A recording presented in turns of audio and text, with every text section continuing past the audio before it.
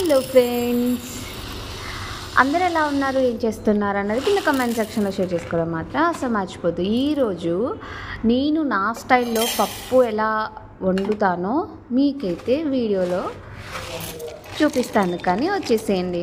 So first అయితే ఒక cup పప్పు అయితే తీసుకున్నానండి. ఇది కందిపప్పు అనమాట.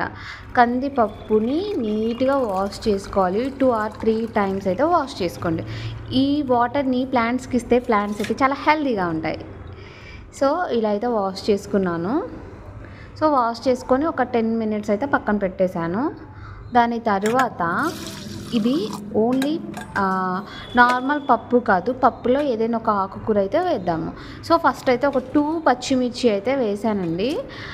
ఇది బచ్చల కూర అనమాట. బచ్చల కూర చిన్న చిన్నగా కట్ చేసుకొని క్లీన్ చేసిన తర్వాత కట్ చేసుకొని ఇలా అయితే పప్పులో వేసాను. దాని తర్వాత ఇప్పుడు వచ్చేసి కారం వేస్తున్నాను. 2 tablespoon కారం వేసాను.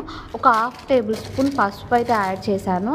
ఇది మిక్స్ అయ్యేలాగా స్పూన్తో అయితే కలుపుకుందాము. తర్వాత ఒక 1/2 tablespoon సాల్ట్ అయితే వేసాను. ముందే ఎక్కువ వేయలేదు, ఎందుకంటే ఒకవేళ సాల్ట్ ఎక్కువైందనుకో ఏం చేయలేమన్నమాట. సో అందుకోసం అనేసి నేను కొంచెం వేసాను.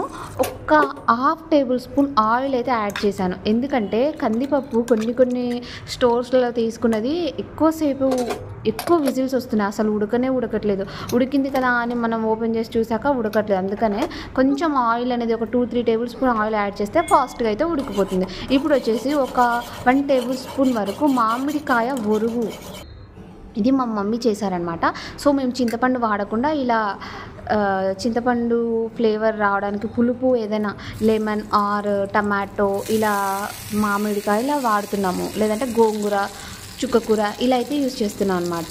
సో చింతపండు ఎక్కువ తినకూడదు, అది హెల్త్కి మంచిది కాదు, అందుకోసం అనేసి అలా చేస్తాను. ఇప్పుడు తాలింపు అయితే పెట్టేసుకుందాము.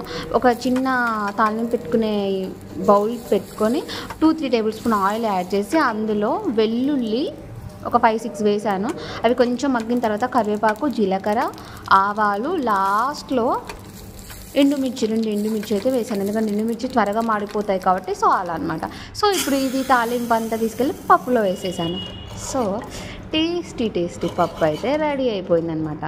ఇప్పుడు నేను చపాతీ పెట్టుకొని మంచిగా బచ్చల కూర పప్పుతో హ్యాపీగా అయితే తింటాను. చపాతీ అండ్ పప్పు కాంబినేషన్ సూపర్ కదండి. మీకు ఈ కాంబినేషన్ ఇష్టమా, లేదంటే పూరి విత్ పప్పు కాంబినేషన్ ఇష్టమా? ఏ కాంబినేషన్ ఇష్టం? అసలు పప్పు అంటే మీకు ఇష్టమేనా? నాకైతే అసలు ఇష్టం లేదండి, కానీ ఎప్పుడో అప్పుడు చాలా ఇష్టంగా తినడానికి ట్రై చేస్తూ ఉంటాను.